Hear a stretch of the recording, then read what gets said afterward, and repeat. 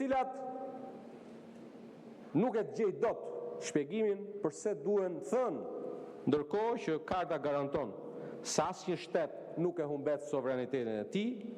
asnjë detyrim nuk I imponohet Shqipërisë në rastin ton pa pëlqimin e shtetit antar, dhe pjesëmarrja në misione është vullnetare, edhe financimi është vullnetar. Në njëjtën kohë, antarët e bordit kanë zë të barabartë, kanë një votë secili dhe peshë reale në drejtimin strategjik të organizimit. E pikërisht në këtë frymë, Shqipëria jonë është ftuar të jetë jo më si dikur, si një vëzhguese, por si një bashk arkitekte themeluese e një mekanizmi të ri ndërkombëtar për paqen. Ky është një kalim simbolik dhe politik nga dikur periferia e diskutimeve globale mund qendër të tryezës së vendimarrjes. Është dhe një dëshmi domethënëse se në politikën ndërkombëtare të sotme, madhësia e një vendi nuk përcakton më peshën e tij politike, atë e përcakton në radhë parë besueshmëria, koherenca dhe vendosmëria për të qenë një vend partner I Shtetit Bashkuar të Amerikës dhe I aleatëve të tjerë. Kjo ftesë, zonja e zotërinj, të dashur qytetarë shqiptar,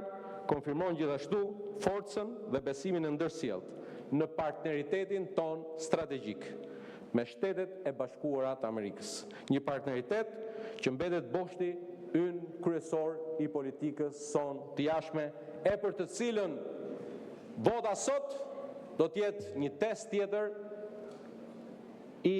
konfirmimit se sa I përket marrëdhënieve me Shtetet e Bashkuara të Amerikës, ne nuk kemi dasi mes njëri tjetrit, dhe unë uroj e shpresoj qoftë vota tani në këtë moment sa I përket shqyrtimit procedurë përshpejtuar e në fund shqyrtimin parim nen për nen në tërësi të këtij projekt ligji të jetë një votë unanime e të gjithë antarëve të Kuvendit të Shqipërisë. Shqipëria vlerësohet si aleate e qëndrueshme e besueshme që ndan vlera të rëndësishme për paqen, për sigurinë, rendin ndërkombëtar të bazuar në rregulla. Fakti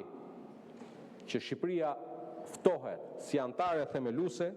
I jep vendit ton një rol aktiv në formësimin e vizionit, parimeve, vendimarrjes bordit paqes, por dhe duke rikonfirmuar dhe njerë rolin udhëheqës për paqe dhe stabilitet që Shqipëria ka në rajonin ton të Ballkanit Perëndimor. Dhe ky besim nuk është I rastësishëm, ai është rezultati I një politike të jashtme koherente dhe të përgjegjshme ndër vite e cila ka pozicionuar Shqipërinë nën udhëheqjen e kryeministit Edi Rama si shtet që respekton të drejtën ndërkombëtare dhe angazhimet e marra. Për këtë arsye, Shqipëria sot shikohet, jo vetëm perceptohet, por konfirmohet si aktori pa agenda të fshehta, I aftë të kontribuojnë procese të ndjeshme diplomatike, sikur janë proceset që do të fillojnë menjëherë që nga java e ardhshme me një prezencë të përfaqësuesit të Shqipërisë në bordin e paqes të kryeministrit Rama. Ftesa për t'ju bashkuar bordit paqes rrit ndjeshëm profilin dhe vizibilitetin ndërkombëtar të Shqipërisë dhe dërgon një mesazh të fortë: Shqipëria jon e përbashkët eksporton vetëm stabilitet dhe nuk konsumon as pak stabilitet. Koleg, kjo ftesë është padyshim një ndër nderet më të mëdha për Shqipërinë dhe shqiptarët anë mban globit, kudo që ata jetojnë e punojnë. Por mbi të gjitha është një përgjegjësi shtetërore, ku I takon sot Kuvendit të Shqipërisë të marrë dhe kuvendi pjesën e përgjegjësisë, por dhe të një roli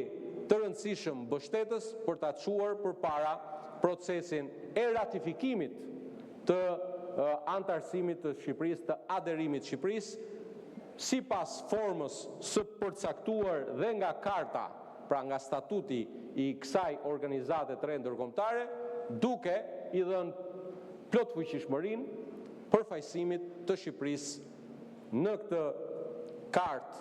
të bordit paqes nga kryeministri I Shqipërisë. Pjesëmarrja në bordin e paqes nuk është një përfitim imazhi, por një angazhim për të kontribuar realisht, ku çdo vendimarrje do të udhëhiqet nga interesi kombëtar dhe përgjegjësia institucionale. Sot, edhe opozita nuk ftohet për të votuar një parti, nuk po votojmë një mazhorancë apo një opozit,